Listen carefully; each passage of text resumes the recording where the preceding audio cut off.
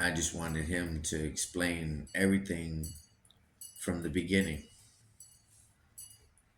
From the beginning. Well, the beginning is October the 11th. A typical day. Kids outside playing. Zion was learning to cut his yard. Tatiana was teaching him how to cut his yard. It was kind of comical because she told him to walk with it, but he ran with it. So it was a typical afternoon.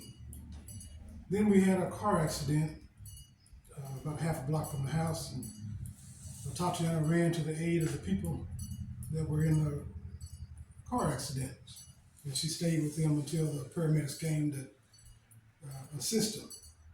The car accident knocked all the lights out on the street, so the street was dark after that car accident. So we all went to our respective homes and went to bed, I guess you can call it that. Then I got a call in the morning about 2 a.m. from my niece. And she was saying that Tatiana's door was open. Well, doors were open. And she asked me, do they normally leave the doors open that late? Or were they even at home? And I said, well, 2 o'clock, that is kind of odd for them to have the doors open at 2 o'clock. So I got out of bed, I looked out my window, and I noticed that both the doors were open. What was shocking to me at that particular point was that both doors were open, and one door in particular had never been opened since Miss Carr bought her home. She never opened her front door. She'd always use the door to the carport. So that was alarming. My niece and nephew were having a debate about what to do. My nephew would say, well, if it's somebody dead, they'll be dead in the morning, as a way of saying, let's wait till the morning. Well, I didn't want to wait till the morning because it's 2:30 in the morning, doors wide open.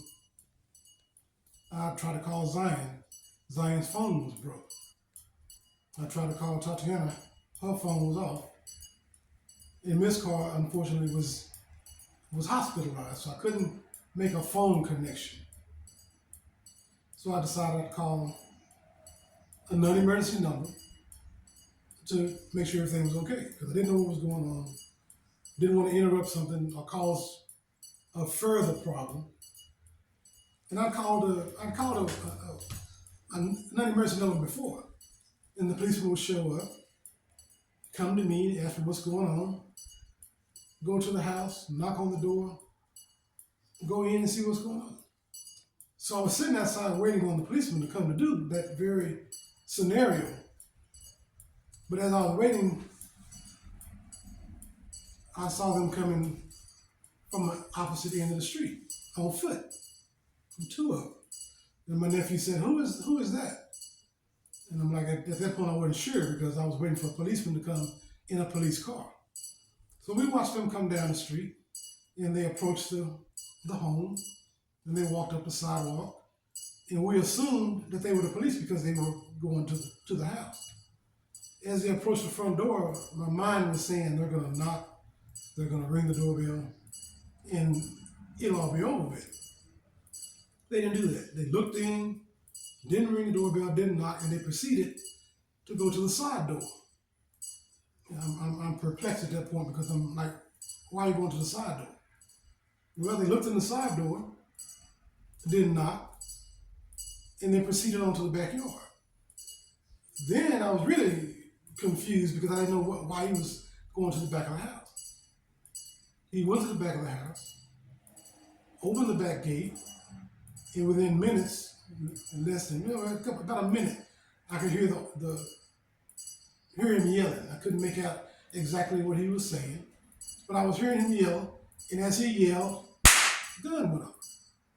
I'm like, whoa, what happened? I saw them run from the back and went in the house. The door was open, they just went in the house. And so while they're in there, I'm wondering, well, what happened? Did the person in the house shoot somebody in the backyard? So I'm waiting, I'm waiting, and all of a sudden, cops start coming from everywhere. About 30 or more cops show up. And I'm figuring that many police cars, a policeman had gotten shot. I didn't know, at that point I didn't know who got shot. So I'm sitting there, I'm still waiting, I'm watching all the police movement, and I'm asking about, who got, what's going on. They couldn't tell me anything. Eventually, about an hour or so later, they came and said, well, Mr. Smith, yes, there's a fatality.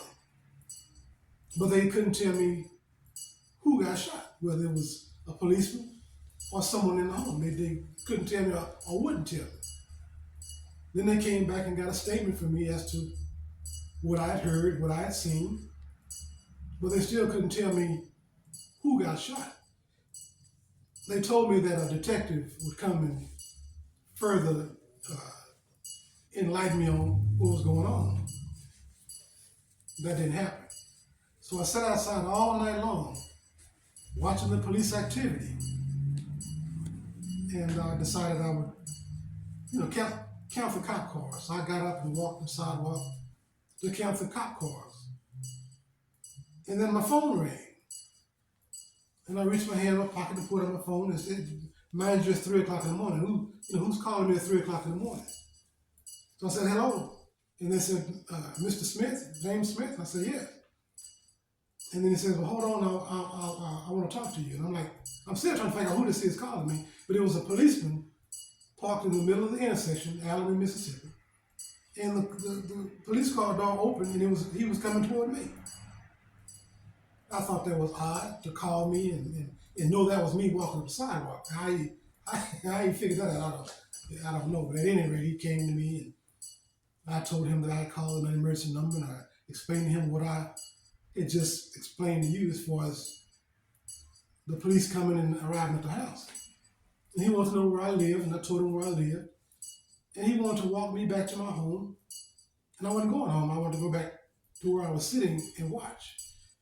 It felt like I was a suspect at that point, But I told him where I lived and told him he wanted to find me, I'd be sitting where I was sitting. So long story short, I sat there all night long watching the police activity, and I didn't know who got shot until the coroner came. When the coroner came, they went immediately to the backyard, and I suspected the cop got shot through the window in the backyard. Well, the coroner only stayed there about a minute in the backyard, and I knew that was too short of a time to do any type of examination of a body. So the coroner came out the backyard and went to the home. That's when I knew someone in the home had gotten shot. Still didn't know who it was, whether it was Zion, whether it was Tatiana. I didn't know who it was. And when they rolled her out, that's when I realized that it was a Tatiana. That's how I found out.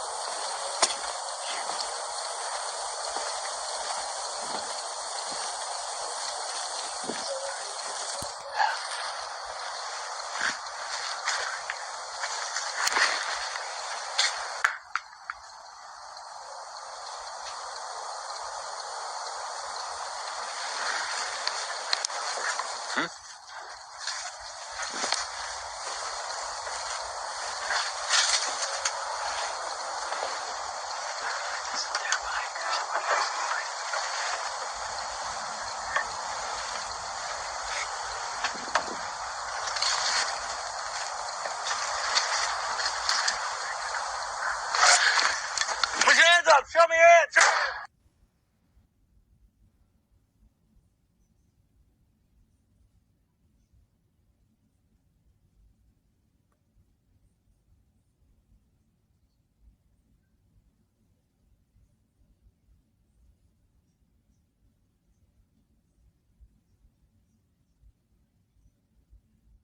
He was 8 years old when this happened. A forensic psychologist did the interview about 2 hours after he saw his aunt get shot.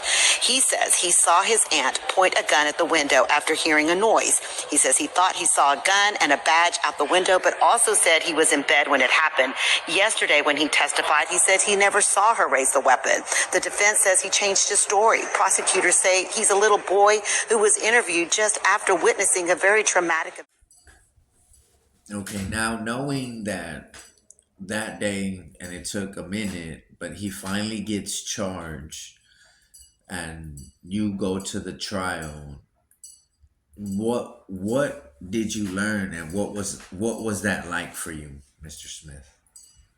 The trial itself was, I'm not going to say traumatizing because the trauma of the incident as a whole was enough to last me a lifetime. But the trial uncovered a lot of inconsistencies. The trial uncovered a lot of half truths. One being that the police parked away from the home as a strategic move. They parked away from the home for the officer's safety. When in reality, I learned at the trial that they have gone to the wrong address. They didn't go to Tatiana's house, they went to the wrong house. But yet for 3 years, the world was led to believe that they parked there for a different reason, other than the reason they parked there. That's crazy. And then watching it, did it make you feel like at any point, like with most people, like he was gonna get away with it? Well, I called for them to come check on my neighbor. In less than an hour after they removed Tatiana from the home, I hear on the radio that it was everything but a wellness call. It was an open structure. It was a possible burglary. It was everything but what it was. That was distressing because that wasn't true. Another I don't want to call it a lie, but another misquoted fact. And in all that, I know you said that you stayed all night out there, and then coming to find out who it actually was that lost their life. How did y'all find out what happened to Zion? We didn't know. They wouldn't tell me what they did with Zion. I asked about Zion several times. In fact, I was frantic about him because he's a little young kid. I didn't find out about Zion until the next day. Well, that afternoon when his mother had came to the home, and she told me that she went to retrieve Zion from, I don't know if it's a child protective place or wherever they were holding Zion. She had got a call to come get her son. She went to get him, retrieved him, and as she walked to her car, she stopped. And she asked him, "What are you doing here?" And Zion had to tell his mother that his aunt was shot by the police. And they didn't explain to her why she was going to pick up her son. No, they didn't. The baby told her what happened.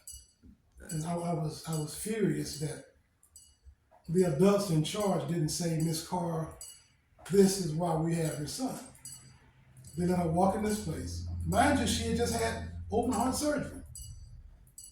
That's true. And she has to hear that her sister was killed by her baby. That's crazy, and that's something I always had a problem with, because they talked to him by himself, and he was a minor. Right. That was my whole thing, And like you said, man, no one knew all these things until he was in trial. Right. Because it's like that's what happens here. And you mentioned a narrative. And I like how you always say that, because if they're able to control a narrative, then by their playbook, all officers are innocent even when they're not. Right. And I don't think that's accountability. I don't think that's transparency. And I don't think that's telling the community that we're for you, you know, because right is right and wrong is wrong.